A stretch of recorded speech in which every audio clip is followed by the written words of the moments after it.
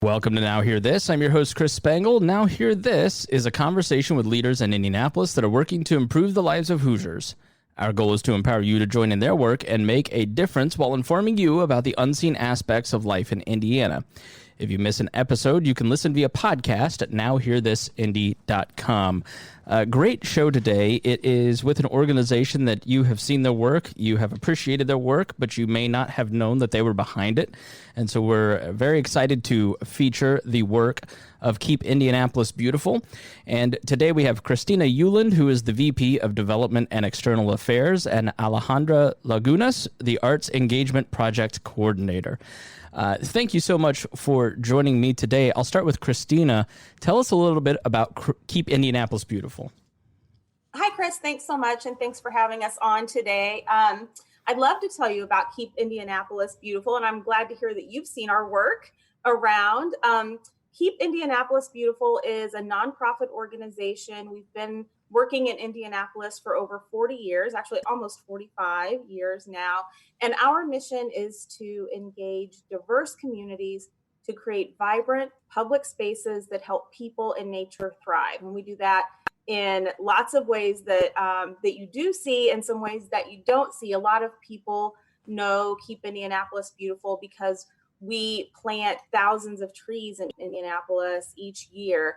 And newer trees that we plant, younger trees, you can usually identify because they have little white tubes at the base of the tree, and they're usually right along the street. And you'll see them pop up. And more often than not, those are trees that were planted with the help of Keep Indianapolis Beautiful. We also do a lot by way of litter abatement. We provide supplies to communities, to neighborhoods, and adopt a block captains so they can keep their streets free from litter. And we're actually just starting to engage in a pretty large behavior change campaign to hopefully keep people from starting litter problems to begin with. So you can look for that coming up soon as well. One of the things we do to really hit home on beautification is also engage in quite a bit of public art throughout the community. I think we're going to talk about that a little bit more today. Yeah, so let's talk to Alejandra, who is the Arts Engagement Project Coordinator. Tell us about some of that public art that you work on. Yeah, thank you, Chris, for having us again. So one of the projects that we are currently working in is the Indy Art and Seek project. And what the Indy Art and Seek project is, an engaging and accessible public art project that was designed to give a voice in creating public art for all Indianapolis residents, particularly in neighborhoods that have been traditionally underserved in arts, culture, and green infrastructure. In 2018, we received a grant from the Living Endowment through their Strength Indianapolis through Arts and Culture Innovation Initiative. And we partnered with the Arts Council to provide this opportunity for local artists to engage in their communities with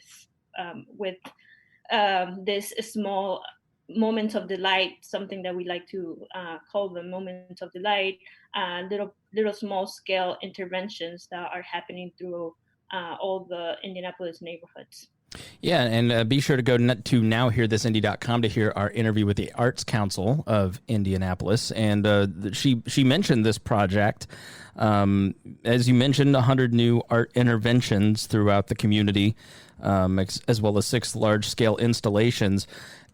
Can you, pardon me for the pun, it's not intentional, but can you paint a picture of what is an intervention, an art intervention, those large scale? What do they look like? What, as people are driving around or walking around, what should they look for? How do they know that that's attached to Keep Indianapolis Beautiful? Well, it is happening through all Indianapolis. First of all, let me back myself up a little bit. And our intervention is a small, temporary, and when I say small scale, if you think of a box of 4 by 4, and it's usually small scale with those dimensions. It's an artistic installation or action that changes the perception of a place. So all these artists who are involved in Art and Seek are talking to their communities and are talking and they're taking existing infrastructure in the neighborhood and they are reacting to those existing infrastructure. And as I mentioned, for this Indy RNC, we also referring the art interventions, this temporary initial small scale projects, moments of delight, something that changes the perception of the existing infrastructure in the neighborhood. So for example, there might be a crack in a sidewalk that's been there for years and years, and an artist can come along and make a beautiful chalk art or temporary painting around a crack in the sidewalk that totally makes it seem different to someone who would see it. That's great. Yeah, I watched a documentary on Detroit, and one of the ways that they drove down crime was public art and changing the sides of buildings, because when everybody wants to stand next to a building and take a picture, criminals or people engaged in criminal activity don't generally want to be around cameras. So, is it things like that? Is that part of the process and the thinking? Give me the and this is to either one of you. To Christina, I'll ask you. What is the goal of this? If you're out there and you're listening and you're not necessarily an art lover, convince that person that this is a worthy initiative. So one of the things we know is that people are much more likely to engage in cultural activities if they're fun, right? So one of the goals around this project was to make art accessible in your everyday life, right? To residents across the city. It doesn't have to necessarily be something that you buy an expensive ticket to and plan a sitter for and things like that. You could experience it, as you're walking down the sidewalk. And one of the ways we're really making it fun is by providing or developing a specific mobile app that goes along with the project that makes it a little more interactive for folks who are seeking out these interventions throughout the city. When we were thinking about developing the app, and of course we have a partner who's helping develop that, one of the things that came to mind were how much people love to play Pokemon Go. And I don't know if you're familiar with geocaching that was popular a few years ago, where you would find small things in unexpected places. So this mobile app will allow people to be directed to the general area where the art's located, but still allow for that aha moment of, oh, here it is, I found it, and it's different than I expected, and it has, I wouldn't have thought I would find a piece of art here. So by adding in a really fun element to the art, I think that's why someone who doesn't necessarily maybe consider themselves well-versed in art or public art might really find participating in this project really fun and exciting. Alejandra, can you give and let us know when your app is released, and B, and where they can find it, and then B, what impact have you heard in terms of stories from artists or from people in the community that, wow, this installation came in, it changed this. Give us, what impact have you seen on the ground on an individual basis? I think it's really important that there has been that interaction between the community, group, organization, or leaders, and the artists, because together they have developed these ideas of they have talked about locations, they have talked about themes, issues that are happening in their community, or any other ideas that they would like for others outside their neighborhood to explore. I personally have seen stories of communities wanting to change the perception of being a bad neighborhood for other members in the community, to having this perception of, look what my community has to offer. Look at this little building in the corner of intersection, blah, blah, blah, and blah, blah, blah, and know the history of this building, that it has been here. It used to be, a grocery store that a lot of the community members gather and share stories. And for artists, I think when we first had the opportunity to select all the artists, it started during the COVID kind of crisis. And when we send all the notification of you have been accepted, it was really awesome to see emails coming back to us saying, oh, I really appreciate this opportunity. this is going to change everything. And we are so excited because we need it. As artists, COVID is going to change everything for us. And as artists, we are able to participate in RNC and have other members of the community see our work. So it's been great. It's been great. Christina, add on to that, and I'd also ask, can people still nominate locations, or if you're an artist, can they still participate? Well, so I'll start with your first question. So Alejandro hit on a little bit one of the things that makes this project pretty unique in that engaging the communities where the art was to be located was paramount to the success of the project. And in fact, I think we've probably spent as much or more time focused on making sure the community was part of selection of the location and working with the artists than we have having the artists actually create the art. So that was really, really important to us. And then also 100% of the artists participating are local Indianapolis based, or at least, Indianapolis and the suburbs based artists. There are no artists who are coming in from out of state to work on this project. So you'll find a great mix of really established artists as well as new emerging artists featuring their work in the project. At this time, I believe all of the locations have been selected and all of the artists are engaged, but hopefully this will just be a springboard for similar projects. We can continue to place even more public art throughout the city in future years. But we're looking forward to getting this app launched and this 106 art pieces available to the public yet this fall. When is the app coming out? September 5th. Perfect. All right. Check your app stores, Android, iOS app stores for that. You mentioned a litter project, and can you give us, I'm going to ask Christina this, Christina Euland, who is the VP of Development and External Affairs for Keep Indianapolis Beautiful. Their website is kibi.org. How did Keep Indianapolis Beautiful start? And tell us a little bit about the early mission and how that has evolved over the years. Sure. You're asking how we got into the litter game? Yeah. How'd you get into this wild game of conservation?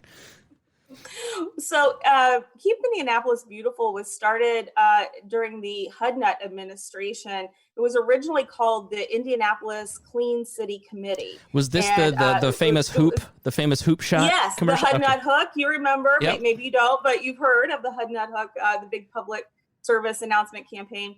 So there was actually a national travel writer who had visited Indianapolis during that time and didn't have very nice things to say about this city, specifically in terms of the litter that he saw when he was here. So the mayor at that time really took that to heart and said, I'm going to put some people on the case. And so he formed a small city committee of folks to really look into that and address it. And that's sort of the genesis of the big public service announcement campaign.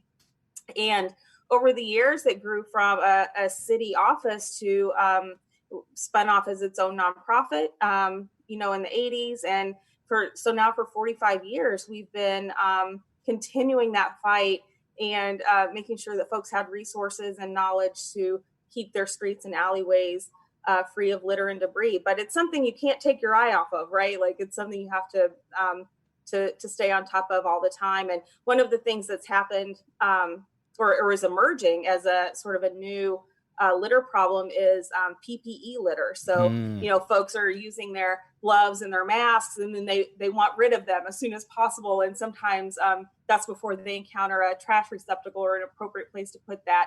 So that's something that's relatively new that we're starting to put some messaging out around the importance of properly disposing of your gloves and your face coverings. So what programs do you do to ensure that? Because one thing that I travel a lot for work and I go to major cities and they just don't hold a candle to Indianapolis in terms of its cleanliness. And you hear that a lot. We have 41,000 jobs tied to tourism and hospitality here in Indianapolis. And when we're able to have big events, it is commonly said, this is just the best city. It's clean, it's safe. So how do you make that happen? What programs do you employ to keep us litter free? Well, I'm so glad to hear you say that, Chris. It's not just KIB who helps keep Indianapolis free from litter and not holding a candle to the peer cities. But we do provide support to that end. And some of the primary programs I mentioned a little earlier, we encourage folks to adopt their blocks. And we have at any given year almost 1,000 individuals who have adopted a city block. And depending on where you live, that might include the street front as well as the alleyway behind your homes. And those folks go out every week. They make sure their storm drains are clear. They make sure any random debris is picked up, and they put it in their own household trash for carry away, which is awesome. And anyone can volunteer to do that. There's a map right on our website at kibi.org. You can see if your block is adopted. If it's not, you can adopt it, or you can adopt an adjacent block. So that's a big program. We also have a program called Great Indy Cleanup. That's part of a larger national initiative called the Great American Cleanup, which happens every year. And that program runs spring through autumn.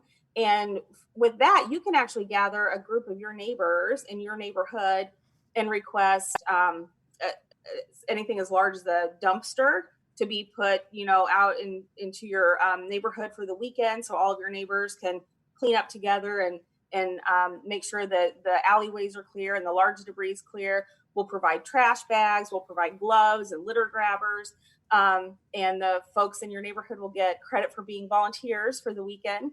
And then also I mentioned that we're embarking on a behavior change campaign. We're actually doing that with a scientific research partner who's really working to get around, to get some information about why people choose to litter when they litter. So anything from illegal dumping to just convenience litter, wrappers, drink containers.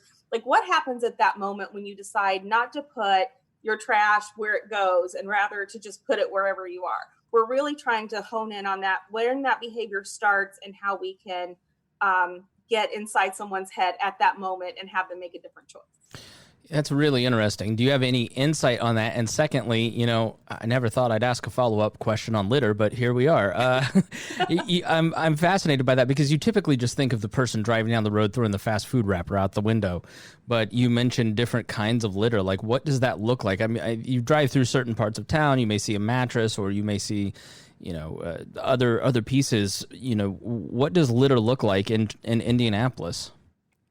So we kind of think about two kinds of litter. We think about illegal dumping, which is really large litter that someone either didn't know where to take it or didn't have the resources to take it where it needed to go. So one of the things we're going to try to do is make sure that everyone in Indianapolis knows how to properly dispose of those large items that they no longer want or need in their home. Things like mattresses, old appliances, things that are just hard to understand how to dispose of them. So we're going to work on getting that information out with our partners at the City of Indianapolis, and also the trash haulers like Raise and Republic.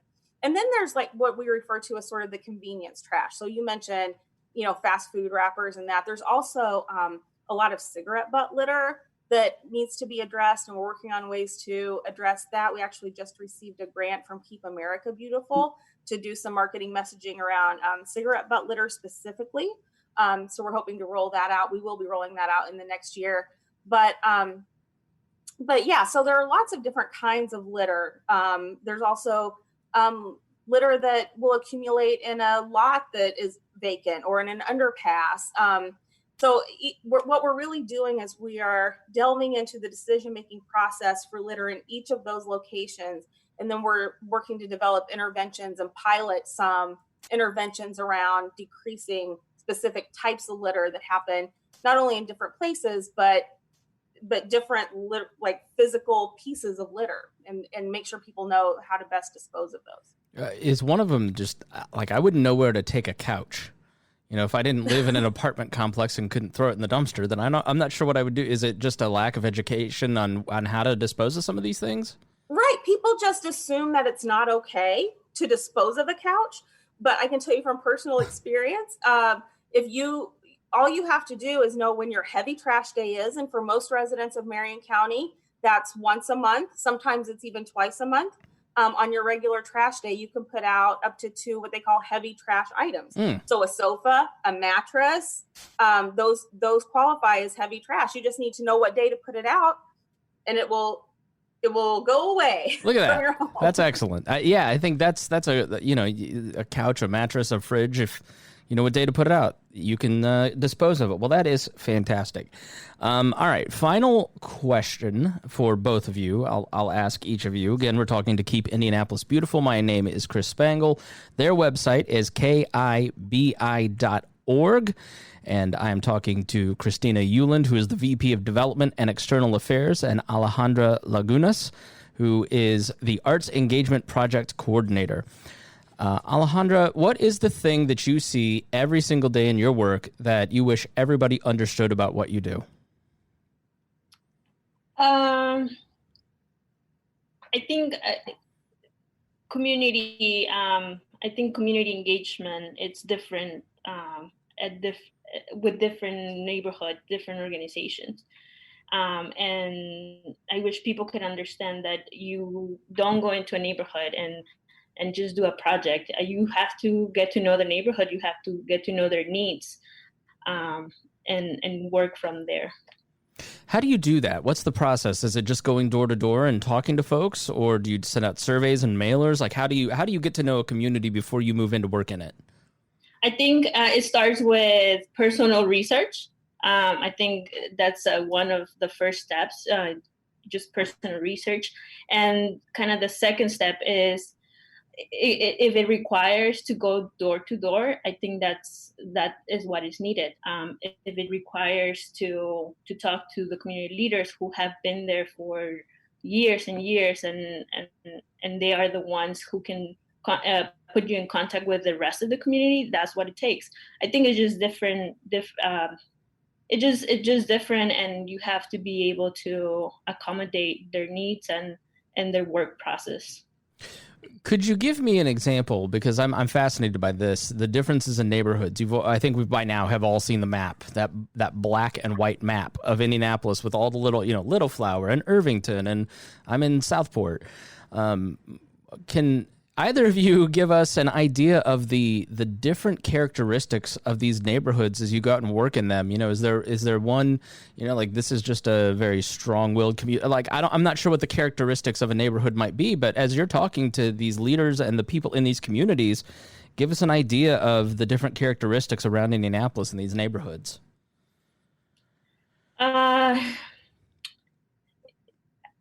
I love Indianapolis, and it's really difficult for me to hear say on Earth the different, like what I like about the different communities. But some neighborhoods are super well organized and have committees, and some others are very laid back and just kind of go with the flow.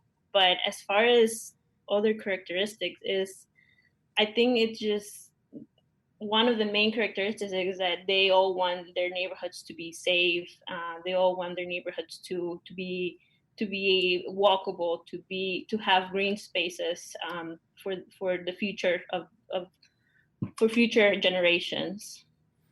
Christina, I'll ask you that about the different characteristics of the neighborhood, but also talk about the importance of greenscapes and green spaces. Mm-hmm. So the official, I know the map that you're speaking of, we have a few of them in our office. Officially, there are 99 Indianapolis neighborhoods, and KIB has done work in 96 of those, and we're working on the last 3.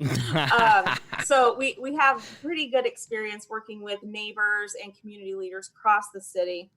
One of the things we're really excited about the Art and Seek project being able to help with is allowing community members to really talk about the heritage and the background, what's important to their specific neighborhood, what's changing about their neighborhood. Those are conversations they're able to have with the artist prior to this art being installed. So the experience of someone living in Hallville may be very different than the experience of someone living in Riverside, but they can have conversation with the artist about how that might be expressed through art. And, you said your neighborhood is Southport. I'm in a similar area, here, and our daily lives, what we all live in Indianapolis, but the heritage and the things that make the South Side uniquely the South Side are very different than the things, that might make Riverside uniquely Riverside. So we think it's important not to make those assumptions as KIB or as the Arts Council, but to really make sure that the folks who are living there every day are able to express those things through art, which is fantastic. Who determines what is a neighborhood? Is it the neighborhood itself? Because, Southport runs into Homecroft pretty quickly. If you're in Little Flower, it turns into Irvington fairly quickly. How is there a determination made, or is it just the neighbors declare, I'm part of this? You're absolutely right that an official neighborhood may have 2 or 3 or more sort of self-defined smaller neighborhoods. And when you get into places that have subdivisions or HOAs, that HOA or subdivision may define themselves as a neighborhood. But we use the Indy Maps official map that's available through the City of Indianapolis website, and is also reflected on the Indy Vitals, where you can look up demographic information about all the neighborhoods in Indianapolis. Well, that's great. I'll ask you that final question too, Christina. What is the thing that you see every day that you wish everybody understood about your work? Oh gosh, I wish people who feel like they don't have a voice in projects or things that are happening in Indianapolis would reach out to organizations like Keep Indianapolis Beautiful or like the Arts Council or many others, to realize that we're always seeking feedback from residents about our work, about what they want to see in their neighborhood or in their city. That Indianapolis in general is just a very accessible place to get meetings, to get conversations going. So what I wish is that when people feel frustrated about the way things are, they would make a phone call or send an email and start a conversation, so that maybe together we can work through some of our challenges. Well, excellent. We've been speaking to Keep Indianapolis Beautiful. Again, that website is kibi.org. If you'd like to get involved, if you want to get involved? I mean, I imagine there's a volunteer sign up. I'm sure you take donations. Give us a pitch on how to get involved, and if you want to give, can you do that? Oh, absolutely. If you go to kibi.org/donate, of course, we are grateful for every financial dollar anyone can make to KIB, but we could not complete work around the community without many volunteers each year. That same website has a project calendar that's updated daily with volunteer opportunities. Those are a little more limited in a COVID environment than they would be in a typical year, but we still have volunteer opportunities available. We're working on some green space build outs this year that are going to be fantastic. So there are a few opportunities to do that yet this fall. And related to Art and Seek, I just hope everybody downloads the app, and when it's a nice afternoon and you want to take a walk, you really think about going out and seeing some really creative public art and getting involved that way as well. All right, excellent. Thank you so much. Christina Euland, VP of Development and External Affairs, and Alejandra Lagunas, the Arts Engagement Project Coordinator for Keep Indianapolis Beautiful. Thank you both for joining me. Thank you, Chris. Thanks for listening to Now Hear This. I'm your host, Chris Spangle. If you missed any portion of our program, you can listen on our website, nowhearthisindy.com.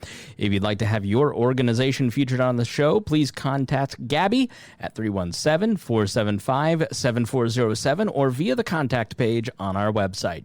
Thank you for listening, and we will be back again next weekend with Now Hear This.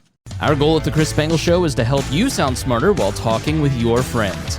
If you struggle to understand politics, we explain it from an independent, libertarian perspective with all of the irreverence modern politics deserves.